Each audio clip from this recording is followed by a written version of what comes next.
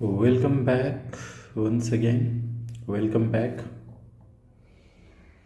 चलिए आज हम फिर पढ़ते हैं कॉम्प्लेक्स नंबर का नेक्स्ट ट्यूटोरियल।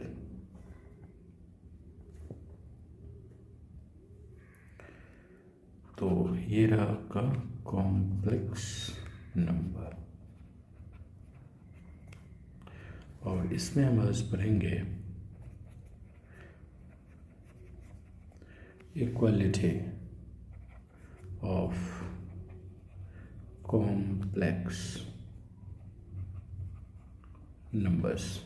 ओके, तो जब भी आप equality of a complex number की चर्चा करते हैं तो आपके दिमाग में एक चीज़ आएगा, इक्वालिटी। ओके, इक्वालिटी का मतलब होता है कि आपके पास लेफ्ट हैंड साइड में भी कुछ होना चाहिए और राइट हैंड साइड में भी कुछ होना चाहिए, तभी ना इक्वालिटी का सेंस बनेगा। तो मान लीजिए कि आपके पास लेफ्ट हैंड साइड में एक कॉम्प्लेक्स नंबर है और राइट हैंड साइड में भी एक कॉम्प्लेक्स नंबर है, तो दोनों के बीच में अगर इक्वालिटी आ गया तो इसका मतलब हो गया कि Z1 इक्वल टू Z2। तो equality of a complex number में मुझे ये चीज़ पता चला कि कम से कम दो कॉम्प्लेक्स नंबर हमारे पास होना चाहिए। तो चलिए हम लेट कर लेते हैं कि Z1 equal to A plus iota B, ये हमारे पास एक कॉम्प्लेक्स नंबर है और Z2 इक्वल टू हम यहाँ पर ले लेते हैं C प्लस ID। तो मेरे पास दो कॉम्प्लेक्स नंबर यहाँ पर आ गया। अब मैं कहते हैं कि if Z1 is equal to Z2, अगर ये Z1 इक्वल टू Z2 होता है then it must be A equal to C होना चाहिए और B इक्वल टू D होना चाहिए। ठीक है, अगर आप A इक्वल टू C कहते हैं ना, इसका मतलब क्या है? ये A क्या है? ये है रियल पार्ट ऑफ Z1। तो रियल पार्ट ऑफ Z1 को आप ये कहते हैं, इसके शॉर्ट फॉर्म में है री और इसमें लगा दीजिए Z, तो ये रियल Z हो गया। जो C है यहाँ पे, ये आपके पास है रियल पार्ट ऑफ Z2, तो आप इसमें लगा देंगे real part of Z2। Okay, so आपने कहा कि भाई A इक्वल टू C हो गया है, तो ये इम्प्लाई करेगा कि real of Z1 equal to हो जाना चाहिए रियल ऑफ Z2 का। सिमिलरली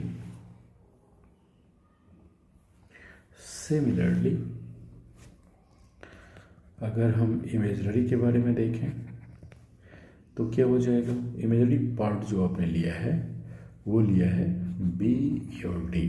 ठीक है, तो ये B और D है आपके सामने में। तो आप कहेंगे कि सर B क्या है?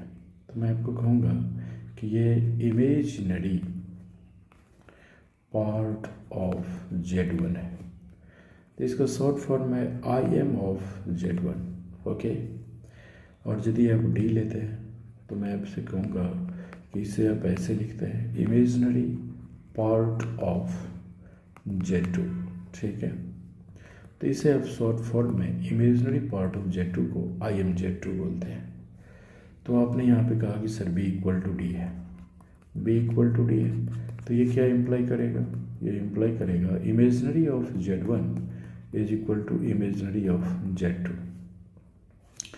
तो अब आपको समझ में आ गया कि इफ़ अगर किसी कॉम्प्लेक्स नंबर का रियल कॉम्प्लेक्स नंबर दूसरे के रियल के बराबर हो और अगर उसका इमेजनरी Z1 का इमेजनरी Z2 के बराबर हो, ये दोनों कंडीशन अगर फॉलो हो रहा हो तो Z1 is equal to Z2, ये कॉम्प्लेक्स नंबर इक्वल हो जाता है। तो आपको कंडीशन पता चल गया ना कि भाई अगर दो कॉम्प्लेक्स नंबर Z1 और Z2 एक दूसरे का इक्वल है तो आपको क्या सोचना होगा अपने दिमाग में? Real Z1 equal to real Z2 और imaginary Z1 equal to imaginary Z2। तो अब आप अपने दिमाग में इसे सेट कर लीजिए कि भैया दो कॉम्प्लेक्स नंबर अगर आपको इक्वल करना है तो आपको ये चीज़ याद रखना पड़ेगा कि real Z1 real of Z2 होना चाहिए, और इमेजनरी ऑफ Z1 को अगर आप इमेजनरी ऑफ Z2 कर दें तो आपके दो complex number Z1 equal to Z2 हो जाएगा। ओके, आगे बढ़ते हैं इस कॉन्सेप्ट के साथ कई सारे एग्जाम्पल्स पर, जैसे कि एग्जाम्पल नंबर 1। ओके, मान लीजिए कि आपके पास if a plus B minus iota 3a plus 2b is equal to है 5 प्लस 2i। तो आपको कह रहा है कि फाइंड कीजिए, then find a and b। Okay, तो इसका सॉल्यूशन क्या करेंगे? Very simple. सबसे पहले आप क्वेश्चन को ऑब्जर्व कीजिए सिर्फ 2-4 सेकेंड के लिए, और फिर सोचिए। यहाँ पर देखिए a plus be real part है और आयोटा के साथ वाला पार्ट इमेजनरी है, तो ये एक कॉम्प्लेक्स नंबर है। जो दूसरा है ये बीच में इक्वालिटी है, यहाँ भी एक रियल पार्ट है और यहाँ भी एक इमेजनरी पार्ट है, और बीच में इक्वालिटी है left hand side and right hand side, तो ये दोनों इक्वल है ना कॉम्प्लेक्स नंबर। तो यहाँ पर देखिए, यदि आप इसे Z1 equal to a plus B और minus iota 3a plus 2b कहते हैं, और Z2 इक्वल टू आ गया 5 प्लस 2i, तो आपको क्वेश्चन में दिया हुआ है कि Z1 is equal to Z2, ये और ये इक्वल है, ठीक है। तो आपने इसे तुरंत a plus B minus iota 3a plus 2b is equal to आपने कर दिया 5 प्लस 2i, ठीक है। फिर इसका रियल पार्ट क्या है? a प्लस बी, इसका रियल पार्ट क्या है? 5, तो a plus b equal to 5, equation number 1। Imaginary part इसका क्या है? आयोटा के अलावा माइनस 3a प्लस 2b, तो minus 3a plus 2b equal to iota के अलावा प्लस 2, ये हो गया एक इक्वेशन नंबर 2। दो इक्वेशन आपके सामने आ गया। ओके, तो फ्रॉम फर्स्ट इक्वेशन से आप क्या करेंगे? फ्रॉम फर्स्ट आपके पास यहाँ पर एलिमिनेशन मेथड भी है, सब्सटीट्यूशन मेथड भी है, किसी एक से कर लीजिए। फ्रॉम फर्स्ट से हम निकालते हैं b की वैल्यू 5 माइनस a। अब इसे पुट कर देते हैं सेकेंड इक्वेशन में, तो माइनस तो यहाँ पर है 3a प्लस 2 और b की वैल्यू आ गया 5 माइनस a, और ये हो गया प्लस 2। तो अब आपके पास आ गया माइनस 3a माइनस ये 2 को 5 से मल्टीप्लाई हो जाएगा 10, और इस 2 को a से मल्टीप्लाई होगा तो माइनस 2a, और ये वाला माइनस इसको प्लस कर देगा, तो ये हो गया 2। और इस तरीके से आपके पास 2a और minus 3a minus a minus 10 equal to हो गया 2। तो सिंपल, जो a है उधर अगर चला जाए तो क्या हो जाएगा? a की वैल्यू हो जाएगा माइनस 10 माइनस 2, 2 को इधर ले आइए और a को उधर लेके चले जाइए, तो ये हो गया पॉजिटिव और ये हो गया माइनस 12। ओके, तो a की वैल्यू आपके पास आ गया माइनस 12। अगर आप इस a की वैल्यू को यहाँ पुट कर दें तो आपको b की वैल्यू आ जाएगा, एंड देयरफॉर b की वैल्यू हो जाएगा 5 माइनस a, तो 5 माइनस और माइनस 12, तो ये हो जाएगा 5 प्लस 12 और ये हो गया 17, ठीक है। तो a और b की वैल्यू आपको मिल गया, a इक्वल टू माइनस 12 और b इक्वल टू 17। ओके, तो आपने इक्वालिटी ऑफ कॉम्प्लेक्स नंबर से ये सिंपल सा क्वेश्चन आपने सॉल्व कर लिया। मान लीजिए आपको एक दूसरा एग्जाम्पल आ जाए, जैसे आपको आ गया given that X Y element real number, ये r जो है रियल नंबर है, और आपको कहा जा रहा है कि सॉल्व कीजिए x divided by 1 plus 2i और plus y divided by 3 plus 2i is equal to हो जाएगा 5 प्लस 6i और 8i माइनस 1। अगर ऐसा कॉम्प्लेक्स नंबर है तो आप क्या करेंगे? ठीक है, इक्वलिटी ऑफ कॉम्प्लेक्स नंबर तो आप इसे बनाएंगे, लेकिन अभी ये कॉम्प्लेक्स नंबर बहुत ही कॉम्प्लेक्स फॉर्म में है। इसके डिनोमिनेटर में जो कॉम्प्लेक्स नंबर है इसको हटाना पड़ेगा, तो पहले आपको सभी कॉम्प्लेक्स नंबर को सिंप्लीफाई करना पड़ेगा, ठीक है। जैसे कि ये x है और डिवाइडेड बाय 1 प्लस 2i है, तो आप इसको 1 माइनस 2i से ऊपर नीचे मल्टीप्लाई कर दीजिए 1 माइनस 2i से, क्योंकि पहले आपको रेशनलाइज करना पड़ेगा। उसी तरीके से इधर भी आप कीजिए, ठीक है। तो बेटर ये होगा ना कि आप एक साथ मत कीजिए, पहले आप सिंप्लीफाई कर लीजिए।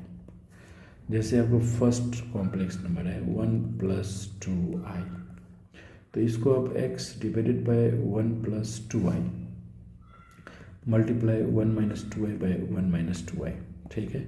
तो ये हो जाएगा x से मल्टीप्लाई करने पर x माइनस 2i और x, ओके, और डिवाइडेड बाय हो जाएगा a plus B a minus B, तो a स्क्वायर हो गया 1 और माइनस बी स्क्वायर, तो 4 स्क्वायर हो जाएगा और निगेटिव, तो 1 प्लस 4। इसमें थोड़ा सा ना स्टेप जंप करना ज़रूरी होगा, नहीं तो ये काफ़ी लंबा हो जाएगा। डिवाइड बाय 5, ये आपको एक कॉम्प्लेक्स नंबर बन गया है। तो ये x बाई 5 और माइनस हो गया आयोटा 2x अपन 5, ये complex number a plus ab के फॉर्म में आ गया, जो कि ये यहाँ पर नहीं था। दूसरा है y divided by 3 plus 2i,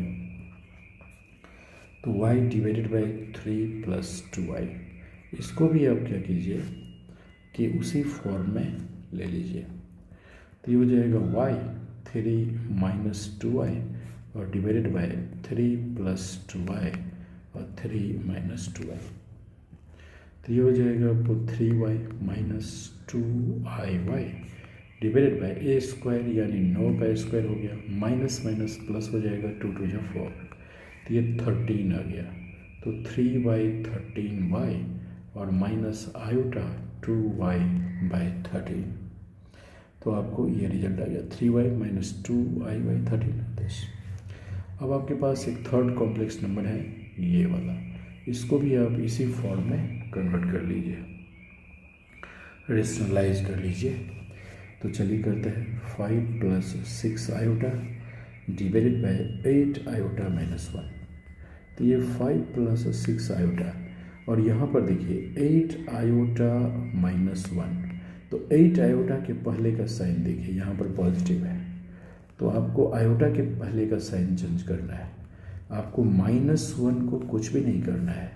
ये बात यहाँ पर बहुत ज़रूरी है याद रखना। तो -8 आयोटा और -1, हम रियल पार्ट 1 के पहले का साइन चेंज नहीं करेंगे। इस बात पर मैं बार बार फोकस कर रहा हूँ, ये बात याद रखिए, यही है कॉम्प्लेक्स नंबर का कन्फ्यूजिंग चीज़। अब आप ऊपर वाले को मल्टीप्लाई करेंगे ना, तो 5 को मल्टीप्लाई करेंगे तो -8i माइनस 1 और प्लस 6i से मल्टीप्लाई करेंगे तो -8i माइनस 1 और डिवाइडेड बाय ये आपका आ गया 8i पॉजिटिव है 8i नेगेटिव है। तो यहाँ पर जो -1 है इसको आप मान लीजिए a, तो ये हो जाएगा आपको b, ठीक है। तो a माइनस b हो जाएगा, देखिए सिंपल सी बात है, a की वैल्यू -1 और b की वैल्यू 8i मान लीजिए। तो a की वैल्यू अगर आप -1 कीजिएगा तो ये हो जाएगा a प्लस बी और ये हो जाएगा a माइनस बी, तो a square minus B square, तो ये हो जाएगा -1 का स्क्वायर और माइनस बी स्क्वायर में 8a का स्क्वायर हो जाएगा। ये सिंपल सी हो गया, मल्टीप्लाई कर दीजिए इसको, ये हो जाएगा -40i और माइनस हो गया 5 और ये प्लस माइनस माइनस है, आई स्क्वायर -1 देगा, 8 छक्के 48, तो ये पॉजिटिव हो जाएगा और माइनस हो जाएगा 6i और डिवाइडेड बाय ये 1 आ गया और आई स्क्वायर यहाँ से निकलेगा -1 के साथ, तो प्लस कर देगा 8 8 जो हो गया 64, तो नीचे में आपको 65 आ गया और ऊपर में आपके पास कितना आ गया, 48 में से 5 चला गया तो 43 और -6 और माइनस, तो हो जाएगा -46i। ओके, तो ये रिजल्ट आ गया और डिवाइडेड बाय आ गया 65। एम आई राइट? यस। तो इसे भी आप 43/65 और माइनस आयोटा 46/65 यहाँ पे कर लीजिए। तो अब आपने सबको, सॉरी यहाँ पे 65 होगा, तो ये भी स्टैंडर्ड फॉर्म में आपके पास आ चुका है। अब देखिए आपको इसका रिजल्ट मिल गया ना यहाँ पर, फिर आपको इसका रिजल्ट मिल गया सिंप्लीफाई होके यहाँ पे, और फिर इसका रिजल्ट आपको सिंप्लीफाई होके यहाँ मिल गया। अब एज इट आप इस चीज़ को क्वेश्चन में रख दीजिए, ठीक है। तो चलिए हम इसे रख देते हैं। हमारे पास जो पहला था वो था x/5 माइनस 2x/5। तो हमारे पास था सबसे पहले x/5 माइनस आयोटा 2x/5। इसमें प्लस हो रहा है क्वेश्चन के अकॉर्डिंगली 3y/13 और 2y/13, ठीक है। यहाँ आ रहा है 3y/13 माइनस आयोटा 2y/13 और इक्वल टू में हमारे पास आ रहा है 43/65 और माइनस आयोटा 46/65।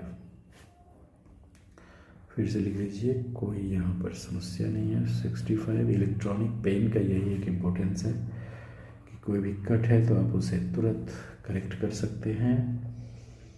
ओके, अब आपके सामने ये और ये सब स्टैंडर्ड फॉर्म में है और बीच में है इक्वलिटी का साइन, इसलिए आप रियल को रियल पार्ट के साथ बराबर कर सकते हैं। इक्वलिटी का यही नियम है, एक रियल पार्ट ये है, दूसरा रियल पार्ट ये है और तीसरा रियल पार्ट ये है।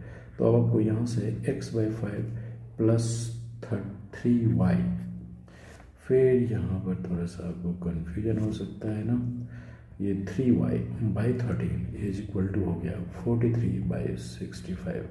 इक्वेशन नंबर 1 ले लीजिए। इसमें है आपको 2x/5, 2y/3 और माइनस, सब में माइनस है तो कोई दिक्कत नहीं है। तो ये 2x/5 प्लस आपके पास है 2y/13, क्या है 2y/13। तो यहाँ पर आ गया 2y/13 is equal to 46 divide by 65। ये हो गया इक्वेशन नंबर 2। आराम से आप इसे कर सकते हैं। अब आप देखिए फ्रॉम फर्स्ट, ठीक है, सिंप्लीफाई कर लेते हैं हम लोग। फ्रॉम फर्स्ट से हमारे पास एलसीएम हो गया 65, तो यहाँ पर हो जाएगा 13x और प्लस हो जाएगा 15y इज इक्वल टू हो गया 43/65। 65 कैंसिल हो जाएगा, तो मेरे पास इक्वेशन आ गया 13x plus 15y equal to 43। Equation number 3। चौथा से भी हम लोग निकाल लेते हैं। फ्रॉम सेकेंड, यहाँ पर भी हमारे पास 65 एलसीएम है, तो ये हो जाएगा 26x प्लस 5 दूना 10y इज इक्वल टू हो गया 46/65। तो फिर हमारा 65 क्या हो जाएगा, कैंसिल हो जाएगा, तो 26x plus 10y equal to हो गया 46। यहाँ पर भी आप लिख सकते हैं 13x, 2 13 26, 2 5 10 5y और ये हो जाएगा 23। तो आपके पास ये भी एक इक्वेशन आ गया, ठीक है। तो 13x प्लस 15y 43 है, ये आपका हो गया इक्वेशन नंबर 4। अब आप इसे सॉल्व कर सकते हैं, solving for x and y, और फिर आपको रिजल्ट सामने आ जाएगा।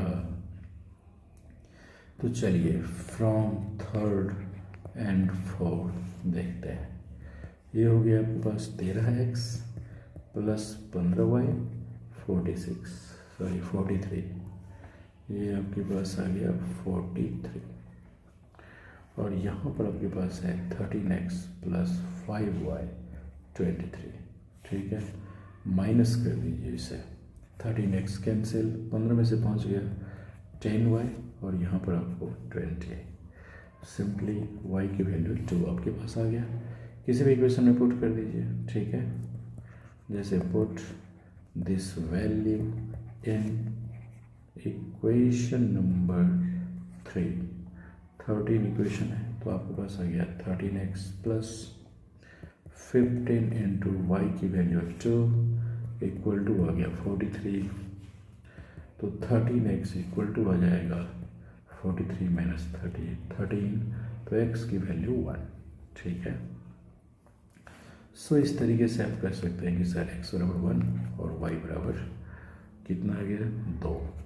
तो ये आपके दोनों का सिंप्लीफाइड मेथड्स हो गया कि किस तरीके से इक्वलिटी को यूज़ करके हम लोग कॉम्प्लेक्स नंबर को सॉल्व कर लेते हैं, ठीक है। इसी तरीके से अगर मैं आपको एक थर्ड एग्जांपल बताऊं, ठीक है, तो इसको देखिए। हम आपसे क्वेश्चन पूछ रहे हैं कि find the ordered pair. Ordered pair का मतलब x, y, ठीक है।